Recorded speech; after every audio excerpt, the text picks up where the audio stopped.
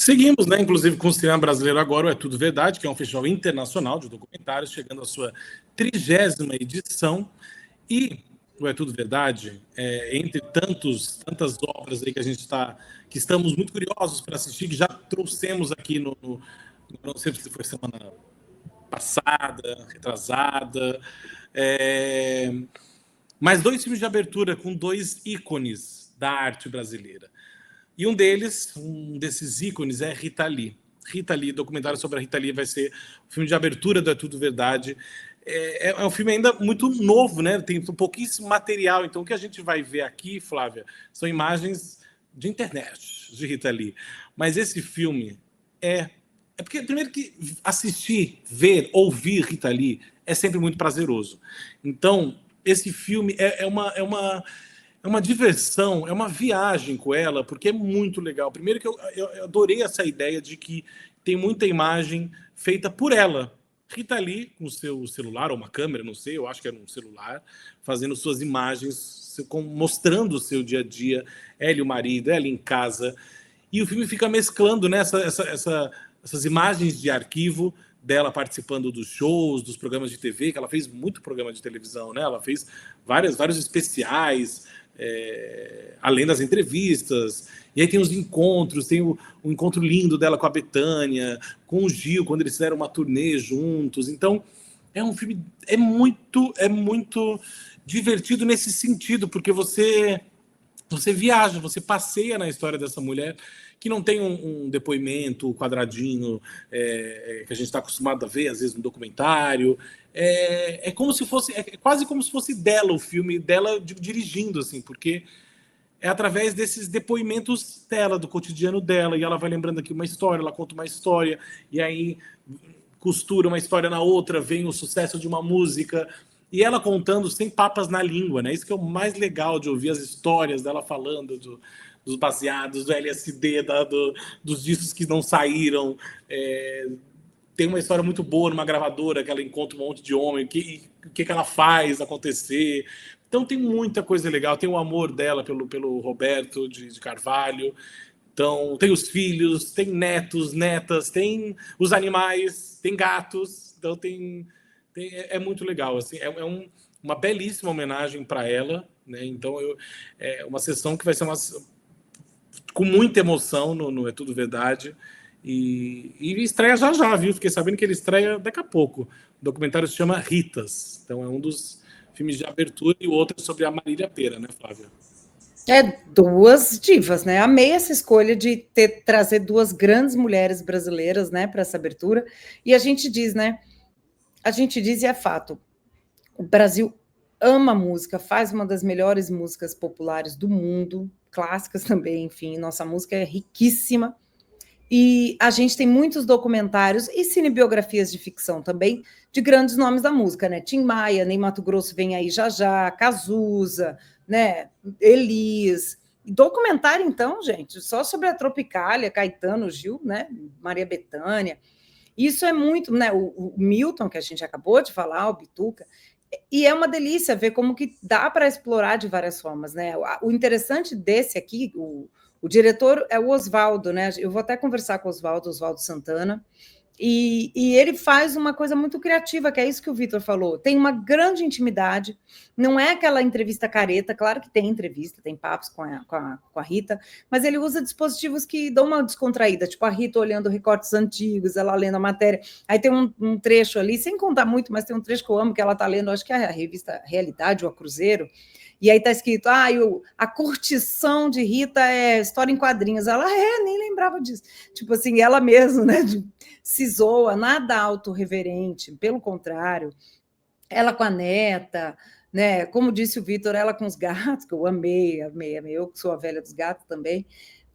A Rita, e ao mesmo tempo ela nunca envelheceu, né? Eu brinquei aqui, a velha dos gatos, mas a Rita, ela é atemporal, né? Ela era mais madura que a geração dela, eu acho, assim, né?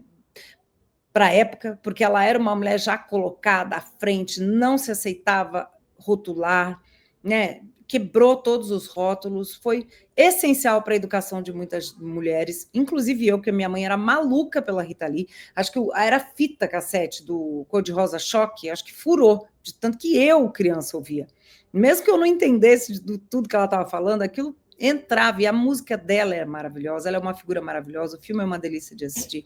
Assim, a gente fica, ai, que coisa laudatória, tudo é maravilhoso. Gente, desculpa, nesse filme aqui não tem nada para falar mal, não. É uma delícia mesmo.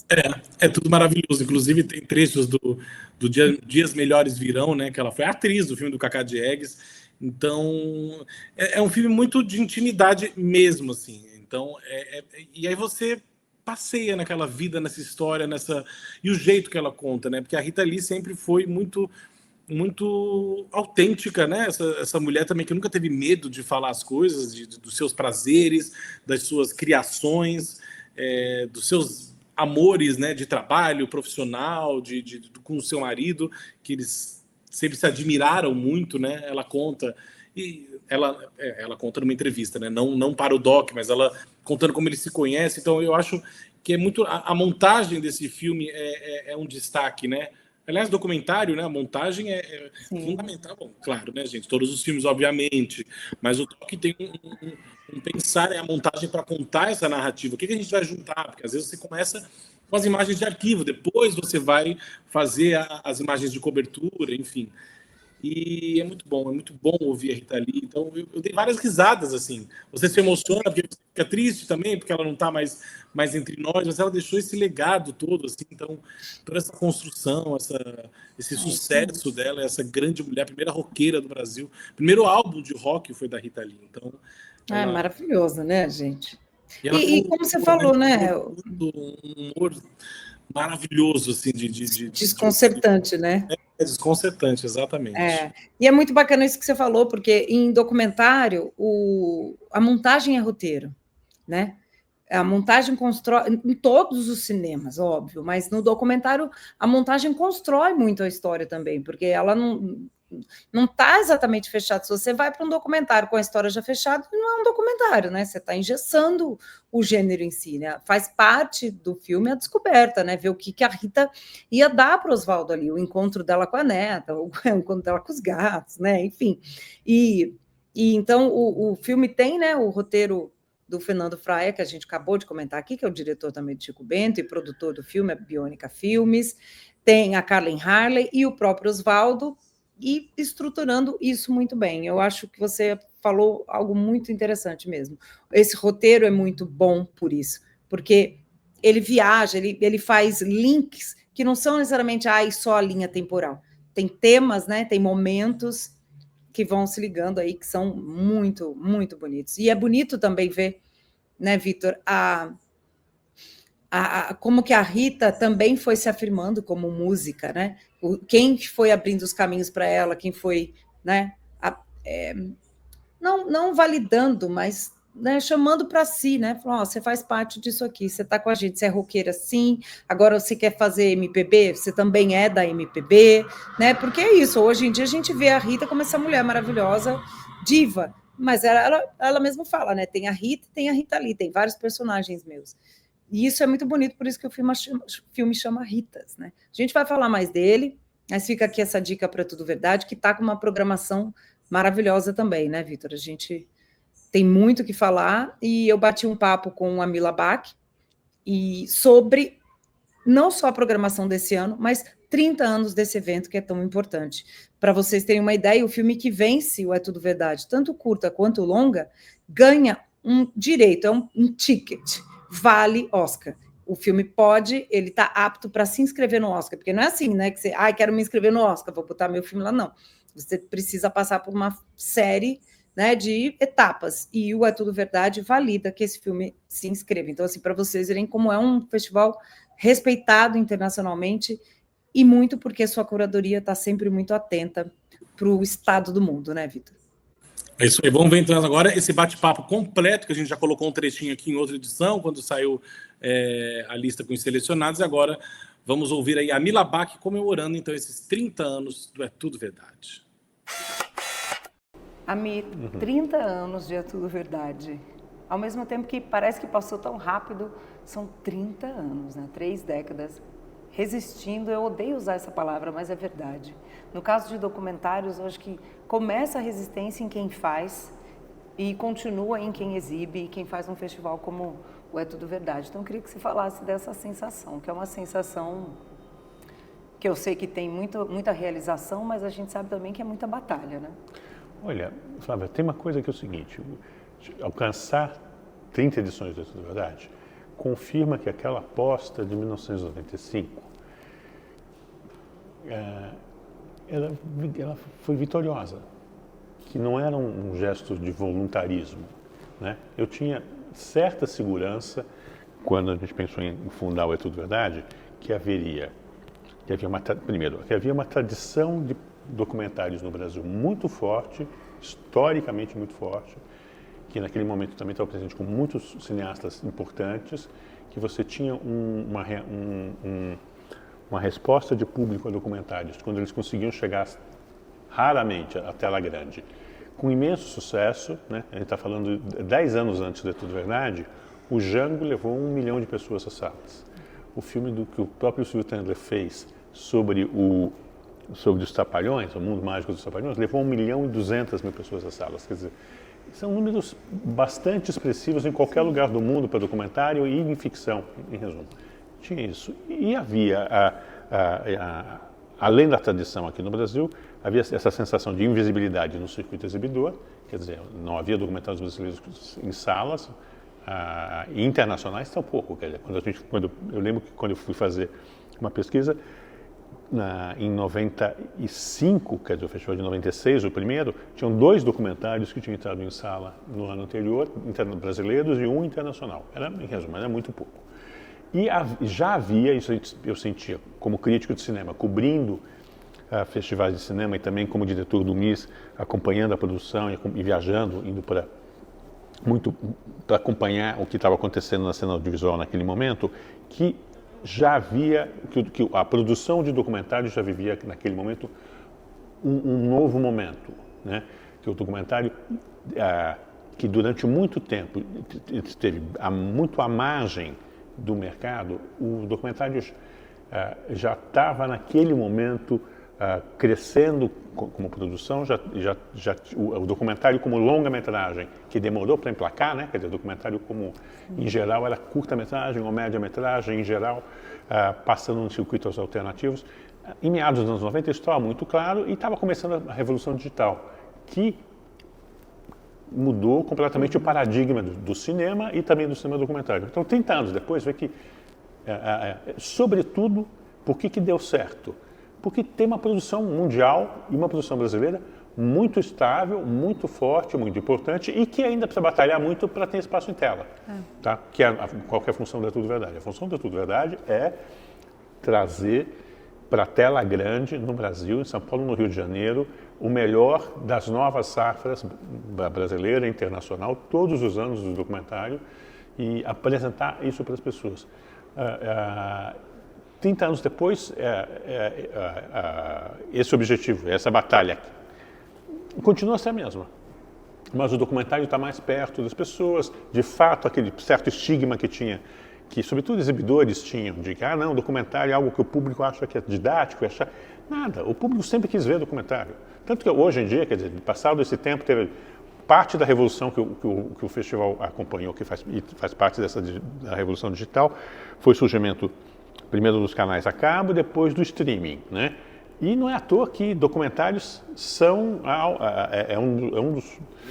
uma das produções mais disputadas em série ou em filmes por todos os streamers. Todos eles querem ter pelo menos alguma narrativa não ficcional para, se não a toda semana, a cada 15 dias está ali estreando. É uma das mais consumidas, né? Isso é interessante de observar, porque outro dia eu estava vendo estatísticas dos streamings grandes, que em geral eles têm uma série de padrões, né? De câmeras, mas a gente vê que cada vez mais eles aceitam filmes, né, com celular, porque é a revolução tecnológica, filmes de urgência, e está sempre no topo, né, dos mais assistidos algum documentário, alguma série documental, porque a série também chegou, né? Se você falou que antes tinha um problema que os documentários não eram longas, agora os documentários também são séries, né? Também. Isso para mim foi uma grande evolução, porque a gente sempre achava que documentário não podia usar o tipo de narrativa que uma ficção usa para conseguir virar uma série. E também isso acabou, né? Acabou. Acabou. Documentário é uma forma de você contar história real. Se vai durar 3 minutos ou se vai durar 8 episódios de 1 hora, tanto resumo, é uma forma, e aqui entre nós, é uma forma que me parece que é muito menos presa a cartilhas do que a ficção. Então, eu acho que um dos encantos do documentário, de qualquer tamanho, é isso. Você se surpreende mais vendo. E olha que meu amor pela ficção, eu sou um cara, minha formação é de crítico de cinema, resumo. Eu ainda assisto hoje mais ficção do que documentário, né? E agora isso para mim sempre foi claro. Assim como é muito claro que você tem hoje a série como um novo formato, né, para isso, como a gente também, e a programação do festival desse ano também acho que contempla isso, porque tem 2 competições de curtas-metragens muito fortes. Tem isso também, o curta-metragem documental é muito forte, entendeu?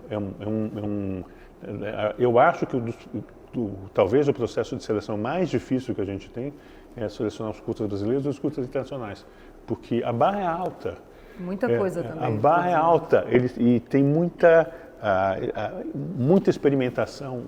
Tem filme do mundo inteiro que a gente vê no Brasil, de todos os estados, e isso é uma coisa que é muito, muito bacana você constatar que nesses 30 anos a gente pôde mostrar, não é tudo verdade. O documentário ficou mais perto da gente, né? E o documentário, com essas várias recortes e durações, continua a ser, apesar das dificuldades que a gente tem de produção, é claro que ainda é muito difícil distribuir também e ter tela grande para o documentário, mas a força criativa do documentário é muito forte, e a gente está falando de 30 anos em que o documentário mudou de patamar, né? Mudou de patamar no cinema. Você claramente, do ponto de vista, inclusive, mercadológico, eu não estou falando só do ponto de vista estético, que ganhou um reconhecimento muito maior, mas mercadológico como negócio, o negócio do documentário virou uma coisa muito maior do que era há 40, 50 anos atrás. E hoje em dia tem o documentário mais artístico, que entra só num festival ou num streaming pequeno, mas tem o documentário mais jornalístico, né? Os grupos de mídia têm feito documentários jornalísticos, documentário de urgência, tem o documentário com mais cara, quase uma ficção, né? Tem de um tudo. Mas eu queria te perguntar aquela velha pergunta de todo ano. Esse ano você sente algo, assim, um ar do tempo que vem na seleção? Ou talvez o ar do tempo seja ter de tudo um pouco? Olha, Flávia, tem uma coisa que é inegável, é que tem um mal-estar no ar. E documentário reflete isso mais rapidamente do que a ficção. Eu não quero com isso dizer que documentário, necessariamente eles vão fazer melhores filmes documentais do que ficcionais sobre um evento, sobre as coisas. É só uma questão de ver que é um espelho que está ali e que você, quando acompanha a produção de cinema, fala, olha só, o documentário tem maior agilidade para retratar isso. E o mundo não está bem. Então, é natural que você vá perceber na seleção de filmes do festival que isso está muito refletido. Você percebe que tem uma presença muito forte de filmes sobre autoritarismo, sobre autocracias no mundo hoje, ou olhando para experiências autocráticas autoritárias do passado recente. Isso na seleção internacional, como também na seleção brasileira. É importante frisar, e também na brasileira. A questão da emergência climática, não é que é no futuro, é agora. E o cinema está refletindo isso agora. Então você tem um bom número de filmes que reflete isso, né? Você tem guerra por todo lado, você tem sangue por todo lado. É muito duro você fazer um filme sobre guerra e você assistir um filme sobre guerra, particularmente um documentário. E eles estão sendo feitos, e tem filmes muito fortes, como a seleção desse ano vai mostrar. Então, eu acho que isso... eu me lembro de algo parecido, mas talvez menos pessimista, menos do que a gente tem. Talvez não seja pessimista, mas menos. Eu lembro que logo depois do 11 de setembro de 2001, quando as torres foram derrubadas e pelos aviões da Al-Qaeda e começou a guerra ao terror, a gente teve 2 ou 3 anos em que havia muito aquela sensação de um mundo que estava assustado e em conflito, mas era diferente. É diferente. O que a gente está vendo na produção agora é ainda mais internacional. Pega por onde você olhar no mundo, nos continentes, a gente tem filme, na tua verdade, esse ano, a gente só não tem filme da Oceania, no resto tem filme de todos os continentes. Então, onde você olhar, então, do Brasil também é muito variado, mas no mapa internacional, a gente é uma seleção muito cosmopolita mesmo. E claro que tem filmes que fogem esse figurino, por exemplo. É muito legal ver que estamos celebrando a Liza Minnelli. Tem um belo documentário sobre a Liza Minnelli. Tem um belo documentário sobre Chaplin, que revisita as origens do Chaplin, as origens familiares do Chaplin. Para falar de 2 retratos. Sobre a Marília Pêra. E tem 2 filmes brasileiros maravilhosos na abertura, um sobre a Rita Lee e outro sobre a Marília Pêra. Né? Tem esses retratos que são muito... Mas, ao mesmo tempo, você tem um retrato sobre uma senhora cuja vida estava se reerguendo no Afeganistão e que, com a chegada do Talibã, acabou para as mulheres. É uma coisa que é muito importante a gente mostrar, reprisar, lembrar, porque é isso, esse tipo de obscurantismo que a gente achava que não, é uma coisa que passou, é uma coisa que, não, hoje, nada, você vai lá, acabou hoje, você não vai poder estar gravando essa entrevista. Não, nem trabalhando, né? Você não vai poder estar, não existe isso, você não vai poder estar fazendo praticamente nada. Então, é um mundo duro e é natural que o festival espelhe isso. Com certeza. E as homenagens? Tem 2 homenagens, né? Uma para o Humphrey Internacional e uma para o maravilhoso Vladimir Carvalho, que deixou a gente há pouco. E o Vladimir acho que é essencial para o cinema de documentário, de ficção, para a literatura, né? Para tudo no Brasil. Então, eu queria que você falasse desses 2 recortes. O Vladimir é um dos cineastas mais presentes na história do É Tudo Verdade. Né? O Vladimir frequenta o É Tudo Verdade antes do Tudo Verdade existir, porque ele foi um dos inspiradores, junto com o Coutinho, da gente criar o festival. Né? E a última vez que eu falei por telefone com o Vladimir, alguns dias antes dele se internar no hospital, no final do ano passado, nós falamos sobre 2 coisas. Uma, ele estava fazendo um novo filme, que eu acho que o Valtinho Carvalho vai conseguir terminar.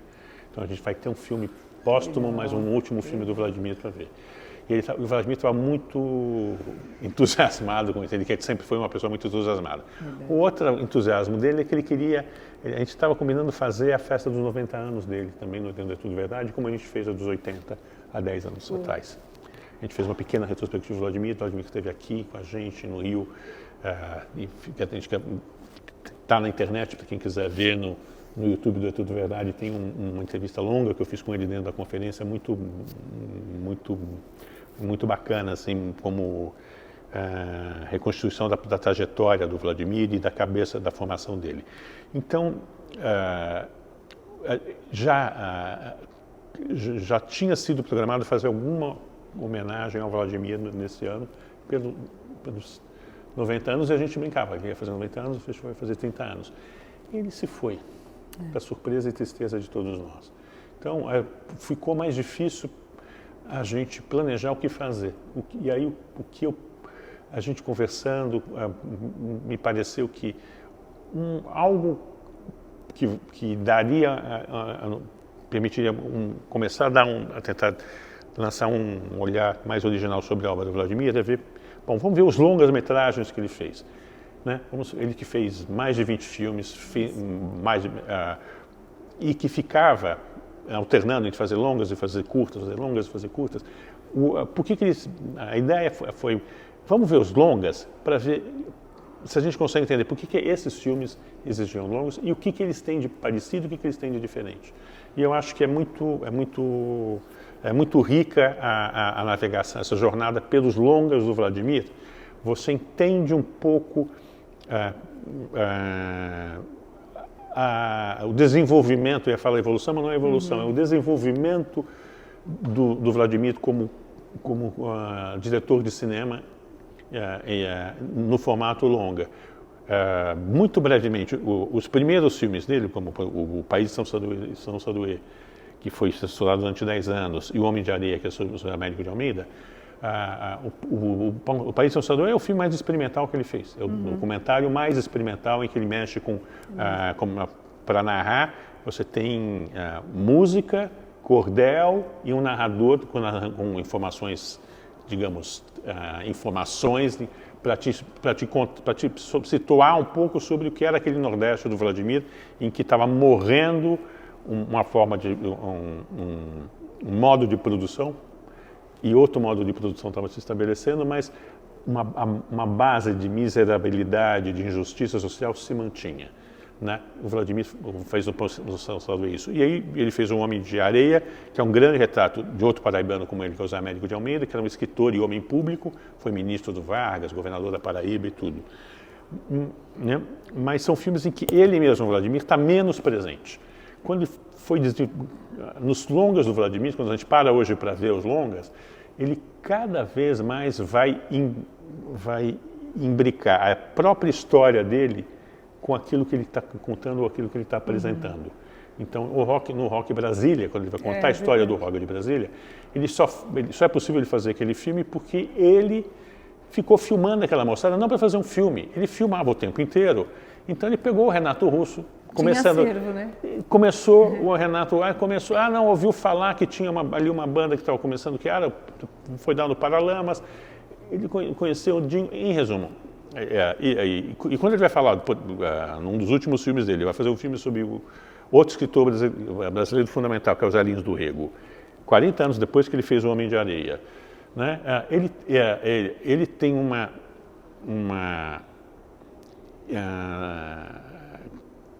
intimidade com o narrar por cinema e o narrar documental tão grande e uma segurança que ele consegue e se permite contar os Zé Lins, mas a trajetória dos Zé Lins do Rego, mas muito ligado aos Zé Lins como ele, Vladimir, como leitor, menino, jovem nordestino, recebeu os Zé Lins e conviveu e conhecia os Zé Lins. E, em resumo, ele assume uma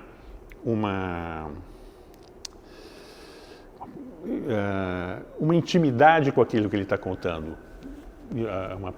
Ele personaliza aquilo que ele está contando, que é muito interessante você perceber no contraste. E eu acho que isso de 9 longas do Vladimir, de ver só os longas do Vladimir, eu acho que nos ajuda a entender o desenvolvimento dele como narrador. A Mostra Retrospectiva Internacional desse ano retoma um dos objetivos da Tudo Verdade. Quando a gente criou a Tudo Verdade, Flávia, era muito claro para a gente que a gente conhecia muito melhor a tradição da história do cinema ficcional do que do cinema documental. Porque o cinema documentário era mais complicado de você acessar. Lembre-se que não existia YouTube, não existia streaming, não existia link, não existia nada disso. Nem catalogação, estudo acadêmico. Cinema era rolo de filme, a gente tinha essa dificuldade. Então, documentário tinha essa dificuldade. Então, nós sempre, todos os anos, desde a primeira edição, nós fizemos retrospectivas brasileiras e internacionais. E o Humphrey James sempre teve na lista daqueles realizadores os quais a gente queria mostrar, né? Porque ele está para o documentarismo britânico, como o Joris Ivens está para o documentarismo holandês, como o Dziga Vertov está para o documentarismo soviético, como o Humberto Mauro está para o documentário no Brasil. Quer dizer, eles são os grandes pioneiros que trabalharam, que ajudaram a moldar aquilo que é o documentário no mundo e, particularmente, um documentário desses países, né? O Humphrey James teve uma trajetória muito curta, ele filmou durante menos de 20 anos, o Vladimir filmou por 60, imagina. O Humphrey James morreu num acidente em 1950, logo depois da guerra. Ele fez filmes, sobretudo durante a guerra. Os primeiros filmes são de 36 e o último filme dele é de 50, que é o ano em que ele morre. E ele, apesar de estar trabalhando o tempo inteiro, primeiro pela chamada DPO, um grupo ligado aos Correios Britânicos, depois o Crown Unit, que era ligado ao Ministério da Propaganda. Em resumo, ele estava trabalhando, fazendo filmes de encomenda oficial. Ele que era pintor surrealista de formação e foi pintor a vida inteira, que era um homem de imensa erudição, muito ligado às letras também. Ele brigou com o John Grierson, que era o coordenador na primeira etapa do DPO, que queria filmes mais didáticos, mais educativos, e para fazer filmes documentários que eram muito mais experimentais e muito mais poéticos, e que chegaram até hoje para a gente como, exatamente por desafiar essa cartilha mais didática, são filmes de muita vitalidade estética ainda. Então é muito impressionante como um filme do Humphrey James é diferente do outro, e você compreende hoje muito bem por que ele morreu em 50. O primeiro grande ensaio sobre ele é de 54, poucos anos depois, escrito pelo Lindsay Anderson, que ia se tornar um dos maiores diretores de ficção do cinema britânico. Naquele momento ele era um jovem crítico e também fazia seus documentários. E o Lindsay Anderson, fazendo o primeiro ensaio maior para Sight and Sound sobre o Humphrey James, falou: o Humphrey James é o único real poeta do cinema britânico. E ele sabia o que ele estava dizendo, porque você vai com o grau de lirismo e de erudição e de criatividade que o Humphrey James insuflou para o documentário, ele continua sendo um dos mais originais, tanto que ele influenciou, só para falar no cinema britânico, cineastas tão diferentes como o Derek Jarman e o Mike Leaf, Danny Boyle e Ken Loach. São todos admiradores do Humphrey James. E me pareceu que 30 anos era uma boa oportunidade para a gente retomar esse compromisso de raiz da Tudo Verdade, que é: vamos revisitar sempre os grandes pioneiros da história do documentário. E tinha mais uma coisa: são 80 anos do final da Segunda Guerra. E o Humphrey James, os principais filmes dele foram feitos, como eu contei, durante a Segunda Guerra. Então, me parecia que tinha não era coincidência, era importante. E num mundo tão deflagrado como está hoje, ver um grande cinema. Você tem na seleção dos filmes da Tudo Verdade, infelizmente, vários filmes de guerra, né? Então, me pareceu interessante ver um dos grandes cineastas sobre a guerra, como ele filmou o último grande e pior conflito que a gente teve. E pouco conhecido. E pouquíssimo conhecido. Não é conhecido, né? Não é um dos grandes documentaristas da guerra. Mas não é famoso por. Né? Então, o Humphrey James é conhecidíssimo por quem faz documentário, é um deus na Grã-Bretanha, mas fora ele é muito menos conhecido. Paulo Emílio tinha Paulo Emílio, que era danado. Paulo Emílio, em 58, então 4 anos depois que o Lindsay Anderson escreveu, e provavelmente o Paulo Emílio leu esse artigo do Lindsay Anderson no Sight and Sound. O Paulo Emílio escreveu uma das colunas dele no Estadão, um trecho falando sobre o Humphrey James, que é brilhante, porque ele teve a oportunidade de assistir 5 filmes dele, do Humphrey Jennings. E ele fala, olha, ele mata a pau, fala, olha, é impressionante como ele articula ele tem uma capacidade de comunicar nos filmes dele, que são incríveis, mas como ele não abre mão de ser inovador e trabalhar com referências sofisticadas. O Paulo Emílio fala disso. E já fala disso que o tempo foi provar. Falou, mas o cinema do Humphrey Jennings não viaja com facilidade, porque ele é tão britânico, as referências culturais dele são tão ligadas ao cotidiano e à cultura britânicas, que ele até hoje ele tem essa dimensão gigantesca lá, mas no mundo ele não é tão conhecido. E 70 anos depois isso se confirmou. Isso se confirmou. Mas como o mundo, como mesmo a cultura britânica daquela época, hoje se popularizou um pouco mais, porque o mundo ficou um pouco menor com acesso à informação que a internet nos trouxe, que o digital nos trouxe, a experiência é difícil, mas o Paulo Emílio percebeu alguma coisa que ninguém tinha, porque eu não tinha, depois não li em nenhum outro lugar antes. E eu acho por isso, por ser ele, Paulo Emílio, também um estrangeiro daquela cultura. Ele bateu e falou, não, os filmes dele não vão viajar com facilidade. Bingo. Bingo mesmo. É isso aí, que venham mais 30, né, Vitor, para a gente celebrar o cinema. Por favor. O cinema documental está maravilhoso. Eu adoro esse festival, é muito legal. São muitos encontros na tela, você ali viajando no mundo inteiro, assim. Vida Longa, Tudo Verdade, 30 anos, Vida Longa, o Plano Geral, Flávia Guerra, siga aí Plano Geral nas redes sociais, Splash Wall também nas redes sociais, no YouTube, né? Se você ainda não está inscrito aí no Splash Wall no YouTube, inscreva. Como é que fala, Flávia? Ativa o sininho, manda o like. Ativa o sininho, curta, compartilha, manda o like, entendeu? Entra para o Superchat, tudo. Segue a gente nas redes sociais, que é sempre importante, e a gente sempre desmembra, né? Tudo que a gente vem falando durante a semana ali nas nossas redes, o Cine Vitor também, e estamos aí. Então, beijo para vocês. Até semana que vem. Uau!